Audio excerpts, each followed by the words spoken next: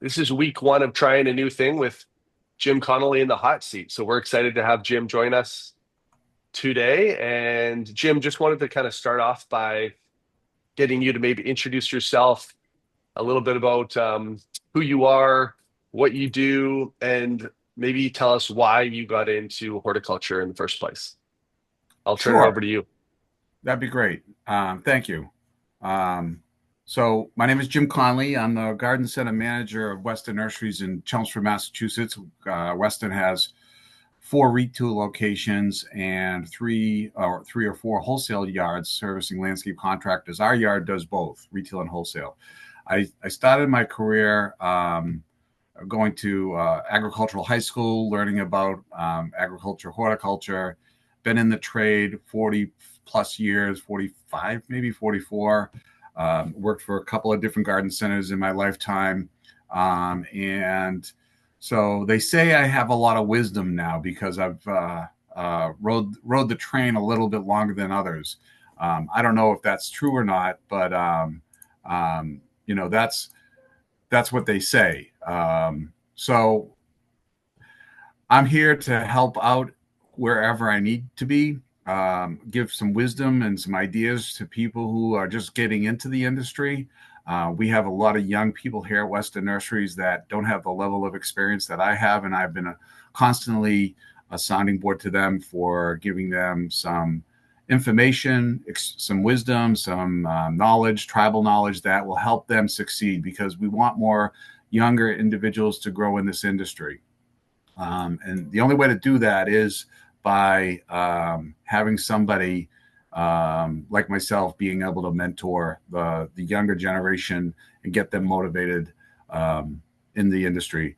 I am the past president of the Mass Nursery Landscape Association. I'm also a certified horticulturist in the state of Mass, as well as a certified landscape professional.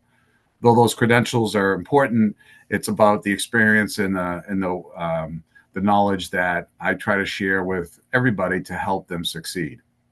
That being said, an interesting situation happened yesterday that I'd like to point out to you and the audience, which I find very enlightening slash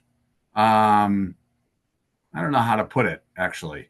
So we get together every Monday as a group to discuss the retail marketing that we're going to use for the upcoming weekend, and we talk about what topics are kind of important for this week and that week, and so on and so forth. And a couple of years ago, I wrote a blog post about what your lawn looks like in March and what you need to do to address it. I call it mud season, you know, the snow and ice melting in the lawn and rains that may happen in March and the lawn's still kind of recovering from the winter weather. And then you've got vole damage that may have occurred, or you might have had some other problems from snow mold and other things, and just kind of get through those points. And a long time ago, a gentleman who was very experienced in the turf and agronomics field suggested that in March, if you have the ability to put an organic fertilizer down on your lawn at this time of the year, that first of all, you're building the life in the soil, which is important, we know, but also the dark colored prill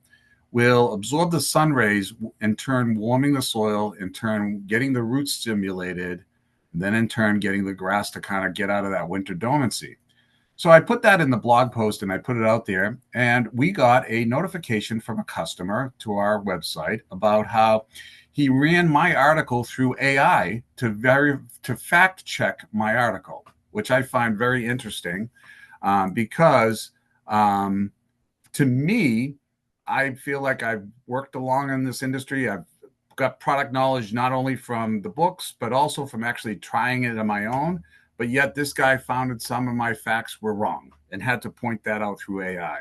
So, if this is the direction that our industry is going, which we hear it is, I do have some concerns that AI is not going to be always the correct resource because without a doubt in our industry it's not always about what the textbook says, it's what about we say when we actually practice our own way, you know, through pruning off a dead branch or pruning a live branch, I should say, and then seeing, oh wow, it grew back this much, so that must mean it grows this much a year, whatever it is. So I found that very interesting. But anyways, that's my story, Jeff. I love that. And then I really want to get into the AI piece because you piqued some interest on that topic for me. But first, what made you get into this industry? Why did you love this industry so much that made you jump into it? And I I don't think know this if would it be was good for some. the younger generation too to hear Yeah, this.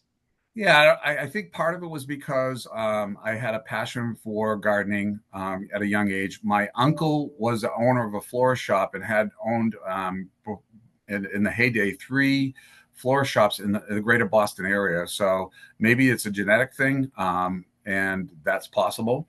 But I think going to the agricultural high school and learning the different aspects of agriculture helped to develop me and grow me into who I am. There are a lot of people in my class that did not stay in the industry. They went into other fields, obviously. And within this industry, we get a lot of times people that are transplants. They worked in high tech, they didn't like it, they move on, and they figure that it's a lot more fun working outdoors, and that's why they do this until they realize it's hard work and dirty, and they don't really like it anymore. But yeah, it is an important industry, and it is an opportunity where younger people are being told that your parents want you to go to college and learn some occupation that's going to give you more money than this industry. And I don't think that that's fair to the children or the young adults, I should say, that are kind of interested but still don't know where they want to go with their lives. So Nice. That's awesome. Thanks, Jim. And then before we dive into some of the questions I wanted to ask, I do want to jump back into the AI piece just because I've got some thoughts on it as well. Because I think it is a really important tool for not only our industry, but every industry out there. And so you think about springtime, how busy it gets, how understaffed, especially in a seasonal business, we can be sometimes. And for me, AI is definitely not the replacement of the expert or the creative person on the marketing side. It's more the grunt work. So when we utilize AI, like when I utilize it personally, what I love to utilize it for is a few different things. But one of them is I love writing, and I'll do my own writing, and then I'll throw that into AI so that it can edit it for me, because there's stuff that I'll miss. Hey, can you make this flow a little bit nicer so it's still my writing, but it's worded maybe a little bit better than what I had it. And then I'll go back in and edit it again because there's some things that I actually don't like that it'll make changes to. So I know that John Morrison, my business partner, he always says that if you can get it to do the grunt work for you, that's really what it should be doing, the grunt work, not the expert work, not the creative work. Like that stuff still needs to be done by your creative marketing team. The expert piece still needs to be done by your expert horticulturalists. So if you can find a way to make AI work for you and help you get through some of that grunt work, it's also a great tool to analyze a lot of the data for you. So if you put all the data, your consumer data, into ChatGPT or one of the other AI softwares, and you have it analyze it for you so it puts it into major themes, stuff that maybe would take us a few weeks or even a few months to do. It can do really quickly. And then your creative side, your expert side can then look at those major themes and put together an awesome marketing campaign based on some of that data. So that's how I personally love using it. And I totally agree with your sentiments, Jim. It can be a dangerous tool that, yeah, that could be used for negative, but I think if you use it well and you use it right, then it could be a really positive for us in this industry. I mean, look at the hardiness zones, and we know we're going through climate change, but the hardiness zones is based on a certain number of years that's averaged out. Now, back this February in Massachusetts, we had really, really cold weather, and in fact, we're seeing a lot of damage to some broadleaf evergreens that probably wouldn't have happened between the drought last year and now this cold spell that we had. I Right. don't know if AI can take that information collected and utilize it to give some kind of a document that would be as accurate as the visual seeing the plant in the field, because it doesn't have the eyes. So I Totally. agree with you. It has its place, and it does sound like it could make a lot of our industry applications more efficient, so that your time is not spent typing up a job description for a entry level labor or what have you. But at the end of the day, we do have to have some concerns about it. Interestingly enough, as I was driving into work this morning on Bloomberg Radio, they were interviewing a gentleman about AI, and he said that the industry is going to explode with new jobs, with all of the infrastructure that they have to build for the AI that's going to be happening. But what won't be necessary is the book smart training that's necessary anymore, because the skill set of the employees doesn't have to be book smart. AI will replace that, but we need to have somebody that can do other skills. And there's going to be a whole change over the next, whatever, 30 years of the employee market will be less book smart and more skill based for this AI industry that doesn't require the brains, because the computer is going to take the brain knowledge away from us. And I kind of feel scared about that, quite honestly. Our industry relies on that expertise. The garden center owner or the manager that has that expertise is the reason for that consumer coming to your shop. If all they're going to do is use AI and they're going to use that for their information, then they'll continue to go to the box stores, and then our leverage that we had as the expert horticultural resource for this industry is not going to be there in a few years. And that does concern me in some way, shape, or form, Jeff. Yeah, no, I totally agree with you. And when you look at the data, people go to the independent garden center for that expert advice. And I still think that what you said about having the eyes on a particular plant, um, AI can't necessarily do that for every single plant or a particular instance when someone walks in with a problem. And so I still think that, like, I would disagree with the fact that retail staff don't need to be the experts. I think they absolutely need to be to continue to bring people into the garden center. I think that's a huge piece of bringing them in the first place. Yep, yeah, absolutely. So, Jim, let me ask you this. That's a nice transition, but what do you see the biggest shift in consumer buying habits over in the past 5 years? Well, during COVID, they were coming off the streets because we were considered essential. They needed to do something. They were stuck in their homes. So I think you kind of have to put that 5 years ago was COVID behind us. I think 3 years would be a little bit more of a question that could be asked, because everybody in our industry, favored that whole consumer shopping experience during COVID. Um, but to answer your question, our customers are looking for something that's instant gratification. They're not willing to wait. We used to buy lots of tulips and daffodil bulbs and sell them in the fall, and nobody's planting them anymore. But right now, we bring in, right now at this time of the year, some forced bulbs that came in from whomever's growing them, and they're in full color or in bud, and people are buying them left and right and paying 3 times the cost of what they could be buying the bulbs in the early fall or mid fall. So it's ridiculous to think that, for us, it's no different than the prepared foods versus cooking it yourself. And that's what a lot of homeowners are busy. They want to get it done. They don't want to wait. So our product mix is not changing as quickly for that. The consumers that want that instant gratification, we don't have enough of it on the shelf at times. The merchandising of some of the products that we have, or the products themselves, the brands, sometimes need to have a story to be told that the customer doesn't want to listen to. And there's opportunities where we're bringing in products thinking they're going to sell, they don't sell, and it's stale inventory. We want to turn the product. So we have to have that product mix is going to be for that instant gratification more so than ever.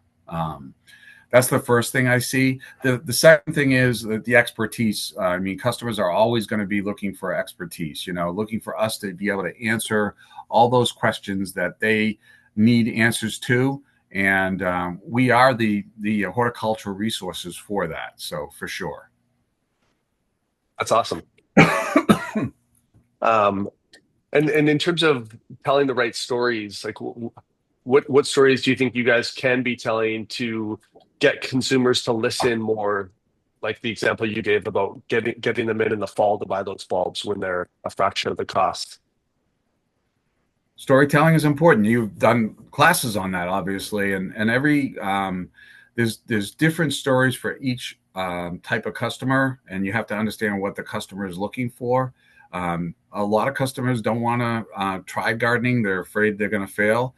But I think that the storyteller that I find best is when you talk about um, the value of the plant and how it can give the customer some value in the landscape, or the product and the results that the product will give. You know, a lot of people will come in because they have deer eating their plants, and the story is, you don't like peanut butter, you don't like the taste of it. Well, the deer doesn't like the taste of this, and that's why you apply it. So you kind of have to create some kind of a conversation that's going to align their thought process with the products that we sell and get them to understand the value of that.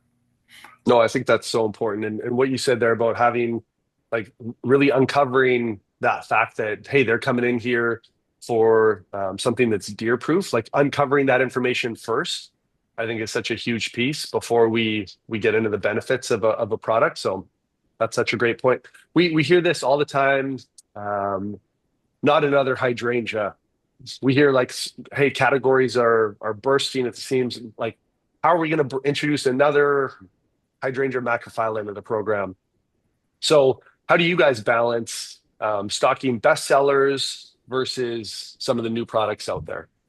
That's a great question, Jeff. You know, one of the hydrangeas that hit the marketplace many years ago is Endless Summer. And so many customers come in today and still ask for the Endless Summer. And through genetics and through breeding, we know that Endless Summer is a dog. It really is, And I mean, it's not that it's a bad plant. I don't want to get people thinking that I hate Endless Summers, but it does get leaf diseases, and it does flop over, and it doesn't have a larger flower head like other macrophyllas. um, a lot of these growers are doing this thing where they're cutting the macrophyllas down at the ground in early spring, and then they're comparing hydrangeas to each other to say, okay, in 4 weeks it flushes out with growth and then it flowers on that growth, versus 10 or 12 weeks it flushes out with growth and flowers on that.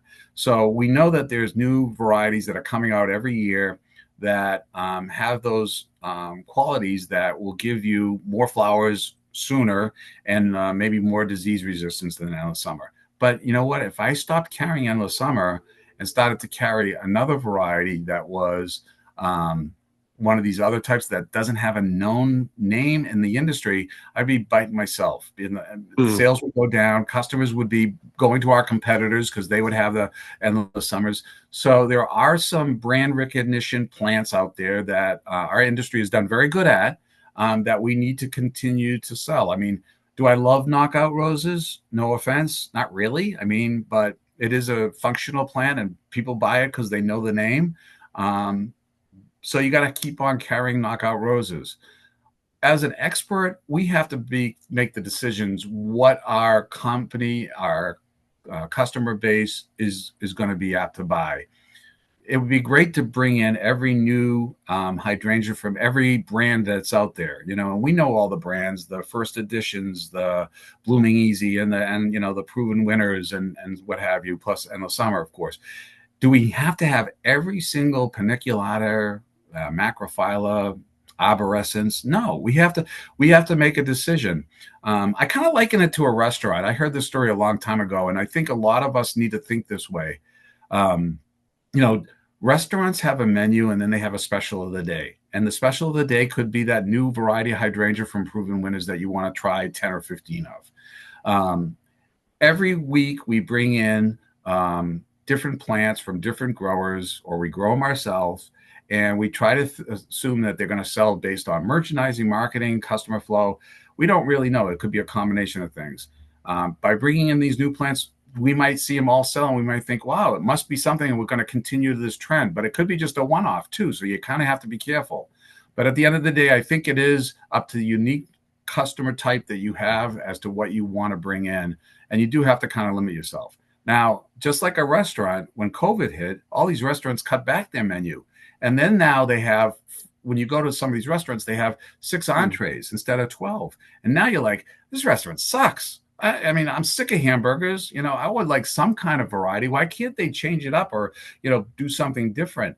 So you kind of have to find that happy medium where you don't have too much, but then not enough, without a doubt. No, that's a great response. I really appreciate that one. And I love that idea about the special of the day, whether that's, hey, here's some of our new varieties this spring or this month. Like that's a really great idea. Do you guys do something like that at Weston? We try to map out specials and promotions for the year. So those items, though, typically aren't always the new introductions. We do bring in plants from perennials, shrubs, trees that are new each year to try out and see how they test. We have limited space in some of the garden centers, so we do have to be careful of how many to bring in. But we do that. The other thing is, you know, last fall I brought in this new hydrangea called Flowerful. It's an arborescens type, and I was actually quite impressed by it. I don't know if it's relatively new, but it seemed to me like it had more flower bud count, stronger stems. Do you need to have Annabelle anymore? At some point, the they retire cars and they replace them with new models. It's the same type of thing. At some point, we have to say, okay, maybe Annabelle isn't the hydrangea that we should be putting in production anymore. That being said, Linwood Gold Forsythia is still out there, and it's been out there for thousands of years, and it still will be there 30 years from now. So at Mm. some point, we have to, make sure the growers are growing the right varieties and making sure that we're profitable at the same time. The one thing that I thought would be great for our industry that didn't really turn out like it did was when the new genetics and the new growers, new varieties were coming out. It was supposed to be an opportunity for independents to get the opportunity to get maybe higher margins on these plants. So let's say that Proven Winners was not in the big box stores and they were bringing out 20 new plants every year. Boy, wouldn't it be great to have exclusivity for those? And so instead of selling those at $49.99, we can sell them at $59.99 because that's what the market bears for that plant. Forget what you bought it for; the market bears that price. And now we have to sell that plant not even at 49. We may have to sell it at say 39 because the Home Depots are selling it at 35. And Right. they've really just made this identity of a brand to be more of a commodity than what it should be. And that's Totally. unfortunate. And it's not just with shrubs, it's with perennials, it's also with annuals. And it's really changed the whole field of how we engage with the product, the price, and the customer now. No, that's a great point. It's interesting, even the exclusive piece, there's so much data, consumer data on why people will visit independent garden centers. And one of those reasons is expert advice. And another big reason is exclusive, unique plants. So if you can have those plants that can draw people in that the big box store doesn't have, then I think that's putting you in a position to win. So I love that.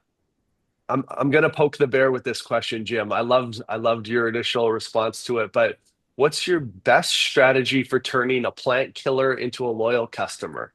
You got a chuckle out of that one, Jeff, huh? I like that one. Well, I it's like that funny. one.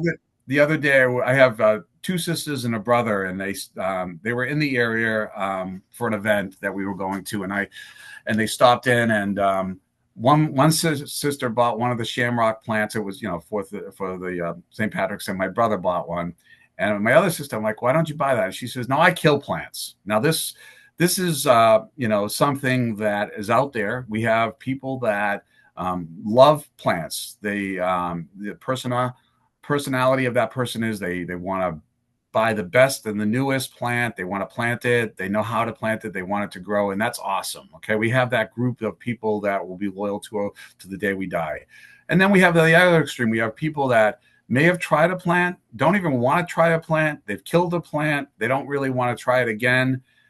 I don't know why we want to put so much effort into trying to retrain that person. They're never going to do that. It's just like you see they're a pack rat, or they have some other kind of OCD thing where they're not really focused on horticulture. Like gardening isn't a thing for them.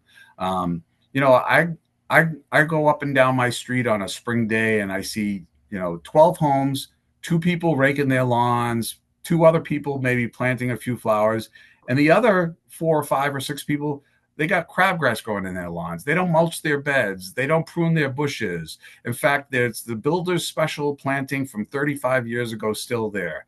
You would Hmm, think that they would want to dig those up and plant something new and make it look pretty, but and it's not like they don't have the money either. There are people that don't have money and can't afford it. I get that, okay, but there are people that have financial wealth that could allow them to enjoy a beautiful patio, a walkway, an outdoor living space, and they have no choice. They choose not to want to do that. And are we going to all of a sudden try to focus our marketing for that customer? Why should we?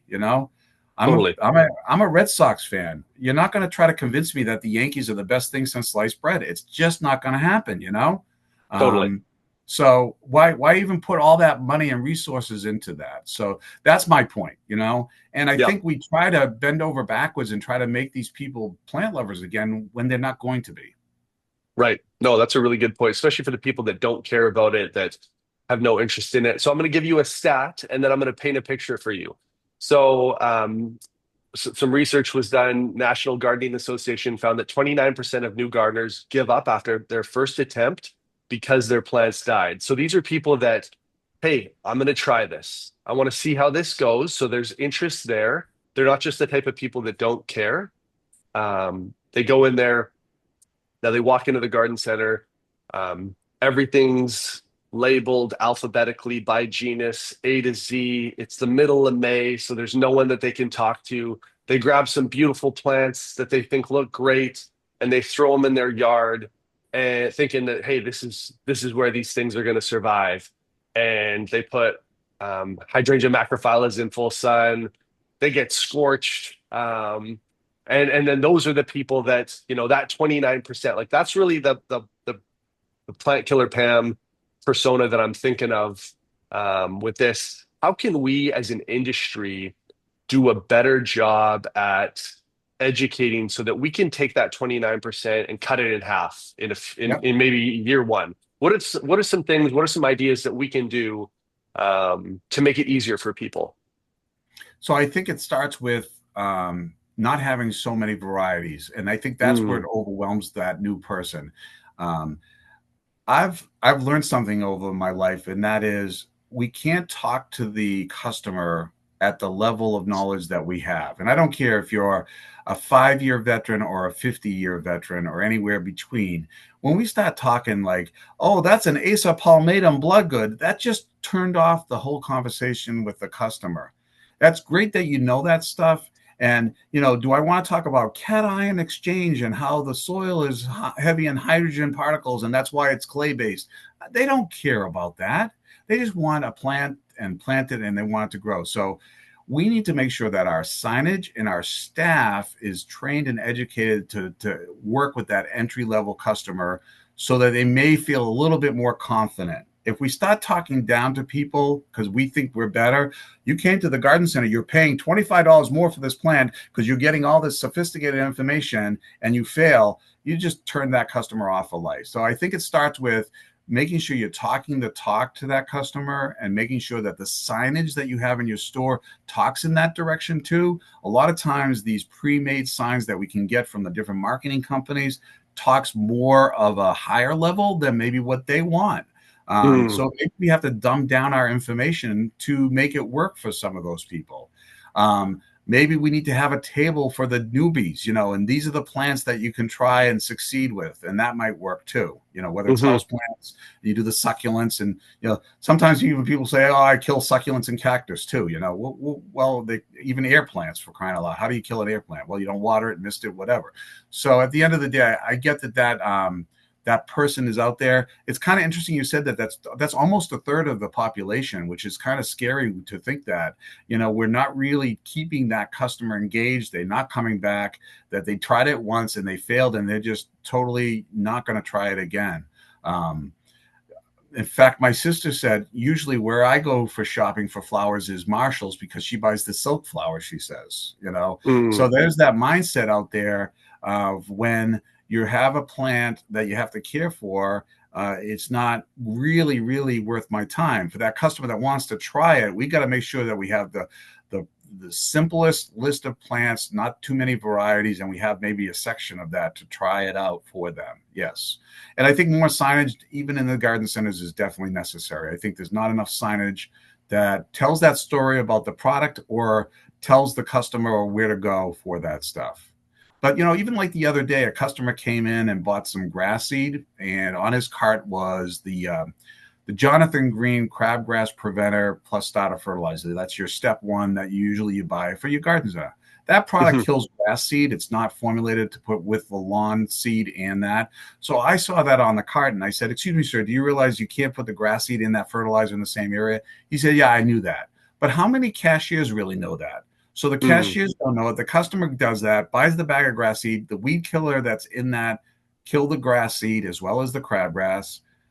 They are upset because they didn't get any grass growing. totally. So it does go back to that training, Jeff. Totally. I love that. And I think signage, especially when you get into a busy spring season for garden centers, I think signage is critical to that story, that customer story. And the more we can display the right signage that really hits on those consumer lifestyles, I think we're going to be winning more of that 29% over.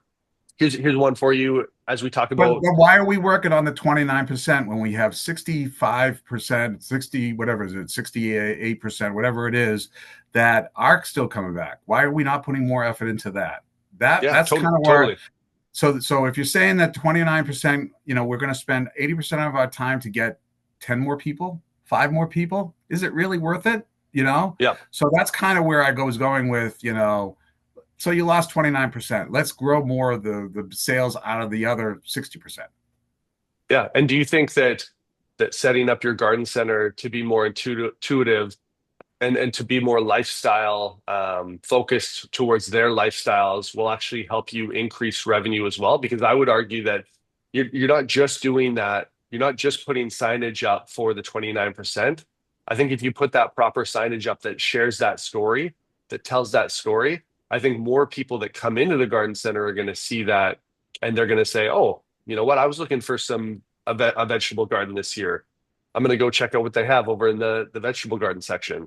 Mm-hmm. I think that if we can do that, you're going to do more than just capture that 29. You're going to capture everyone that walks by. Mm-hmm. Absolutely. I agree totally. Yeah. But you talked about expert training being such an important piece of it. How do you train your retail staff to educate rather than sell? So a lot of it is having the floor supervisor knowledgeable enough where they can help elevate that entry level person. They have to have their ears to the floor, not stuck in an office. And that way, when transactions and thing occurrences occur, you can learn and teach right at the spot. Maybe that guy that leaves with the bag of lawn fertilizer and weed killer, you didn't resolve that problem. But you could have said to the cashier after the sale, "Hey, by the way, did you notice that the guy had grass seed on his cart in step one fertilizer? You might want to just know that grass seed will die if you apply that at the same time," and just question that with the customer. So having that floor manager there is really critical, I think, to the training component. And it starts with that entry level person because they're the face of the company. They're Mm, doing the transaction. And I learned something a long time ago. When the customer has all the products at the register, you're almost too late to solve any problems because they just want to get in and out of Dodge. They're looking at their watch. They've already spent 10 minutes too much walking around the store that they didn't expect to buy even the bag of grass seed. They were just here to buy the fertilizer. So a lot of the cashiers may not have the instinct or the time to actually answer every question, but maybe there's a half a dozen things that are timely at that time of the year that you want to point out and have like a scorecard at the register. How many times do you go into a fast food place and they say, do you want a fries and a soda with that? We need to be more of that. What's the fries and soda? Do you need that success kit to plant? Do you need the compost? Do you need to, buy a saucer for that house plant with the container? Things like that. So maybe there's a little cheat sheet at the register that the cashier can look at as well. That would help. I love that idea. I think that's such a great idea, especially with some of the kits. Even if you had a QR code that you could scan and then you know, maybe you have some kits close by that they could just grab, bring to their car after. I love that idea. It's really good. If you could change one thing about how garden centers approach sales, what would it be, Jim? Definitely too many product offerings. I think you have to identify what is the brands that you want.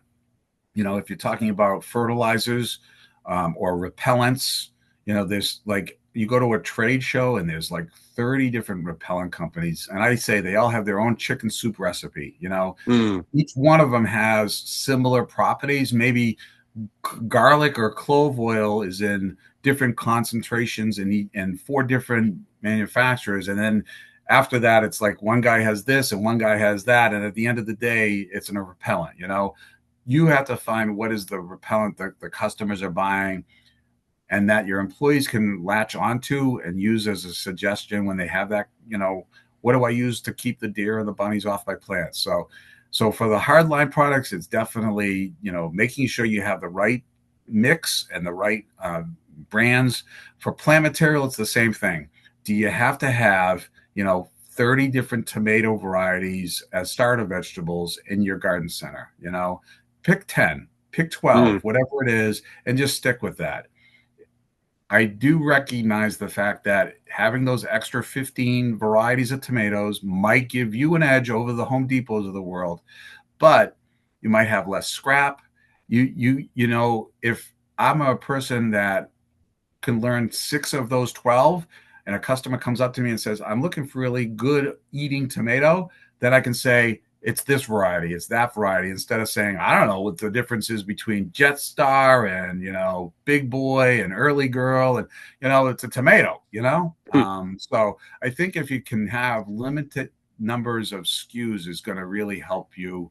And that's one thing that I think garden centers need to really look at too. Yeah.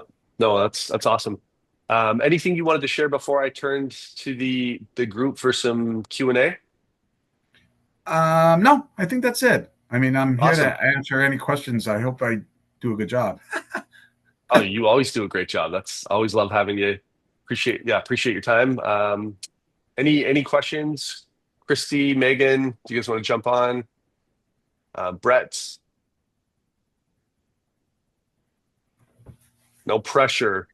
Jeff, can I just say I was listening to what you said about, how do you make people be educate, not sell? But honestly, like the struggle we find more often is that like plant people, they're helpful and they educate customers, but they don't feel comfortable with the sell. And like that's where we struggle in trying to get people to, take those next steps and like make a sale because that is what we're here for after all. Ultimately, you can't have we're not here just to take care of the stuff. And so that's more of a struggle for us than it is like being helpful and educational for customers, but it's just being comfortable with suggesting add-ons or, Right. telling them you might need more of these or, those type of situations. So I don't know if anyone has any insight on that, but that's I our think, struggle. yeah, I think some of that comes through years of experience. So it depends on the level of the salesperson. One of the things I've had seen in my experiences, and I'll give you some more info as well, but this is a thought that came to me.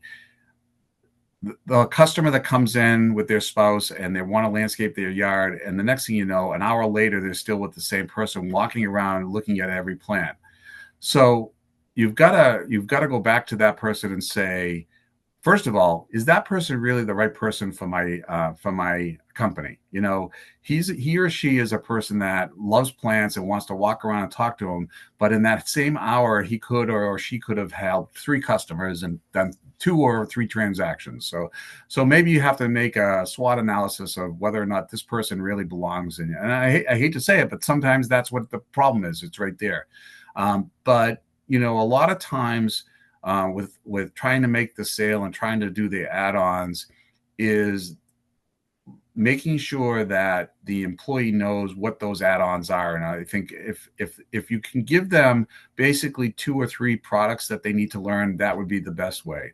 I always say to a new salesperson coming into the company, maybe has some basic knowledge of plants, or maybe he's worked in the green industry for a year or 2. When a customer comes in and wants to buy a tree for their yard, I always just give them 3 options. I don't say show them 12 different ornamental trees. When they say, I have a yard in my front of my house, I want to plant an ornamental tree, great. I say cherry, crab, dogwood. Keep it simple, show them those 3. And then if they come back to me, well, I've done some research on the internet and I've heard about magnolia and I've heard about this or that, say, well, those are all good choices, but I just try to keep it to 3, because if I tell you 12 different ones, you'll forget the first one, and they'll laugh at you because they know exactly what you're saying. And I think if you can just have your salespeople learn 3 broadleaf evergreens, 5 different plants that are great for screening, which is pretty much arborvitaes anyways, but, maybe it's a couple different types. 3 different shade trees, 3 different ornamental trees. At the end of the day, they know 30 plants that are basic plants, and they're not getting overwhelmed and trying to say the wrong information. If they need more advice or specialty information, they go to the next tier of a salesperson. And then with all of those things, it's okay. It's just the basic 3 things that you need to sell with it, the compost or, whatever it is that you have in your success kit.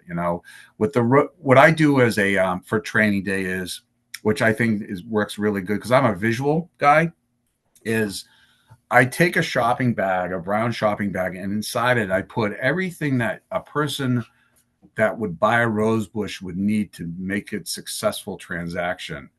And then I have the whole team around it. If you want to do this as a team meet, roses just came in, you say, okay, all right, roses just came in, folks. We're going to talk about a consumer coming in and they just bought a rose, and what would you do after they bought the rose and before they got to the register, because they already have their credit card out, they don't want to buy anything else. What would you do to upsell this?